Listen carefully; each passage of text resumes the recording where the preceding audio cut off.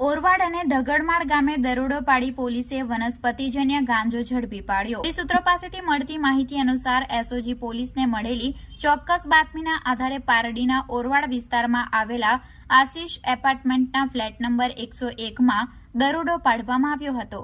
પોલીસે આ દરોડા દરમિયાન ફ્લેટમાંથી બોક્સ પલંગમાં સંતાડીને રાખવામાં આવેલો 1 કિલો 887 ગ્રામ વનસ્પતિજન્ય ગાંજો જપ્ત કર્યો હતો। પોલીસે જપ્ત કરેલા ગાંજાની કિંમત ₹18,870 આંકવામાં આવી છે।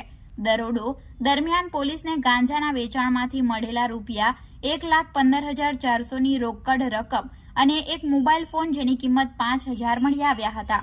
આમ કુલ ₹1,39,270નો મુદ્દામાલ પોલીસે જપ્ત કર્યો છે। પોલીસે આ મામલે ફ્લેટમાંથી 58 વર્ષીય અશોક હીરાલાલ અગ્રવાલની ધરપકડ કરી છે, જ્યારે તેને ગાંજો પૂરો પાડનાર ગફુર નામના શખ્સને વોન્ટેડ જાહેર કરવામાં આવ્યો છે। બીજી તરફ એસઓજી પોલીસે પારડી તાલુકાના ધગડમાળ ગામે પણ દરોડો પાડીને સફળતા મેળવી હતી। પોલીસે નિશાળ ફળિયામાં મંગળવારે સાંજે 6:30 વાગ્યે દરોડો પાડ્યો હતો। આ દરોડા દરમિયાન 66 વર્ષીય વિનોદ સાધુસિંઘ કાંબોજ રાજપૂતના ઘરમાંથી ટીવી મૂકવાના ટેબલના ખાનામાંથી 401 ગ્રામ વનસ્પતિજન્ય ગાંજો મળી આવ્યો હતો।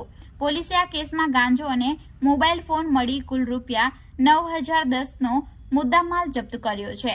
આ કેસમાં ગાંજો પૂરો પાડનાર ઓરવાડ ઝંડા ચોક ખાતે રહેતા સુરેશ ઉર્ફે અશોકને વોન્ટેડ જાહેર કરવામાં આવ્યો છે। પોલીસે બંને કેસમાં એનડીપીએસ એક્ટ હેઠળ ગુનો નોંધી લીધો છે। વધુ તપાસ પારડી પોલીસ સ્ટેશનના પીઆઈ GR ગઢવી દ્વારા હાથ ધરવામાં આવી છે।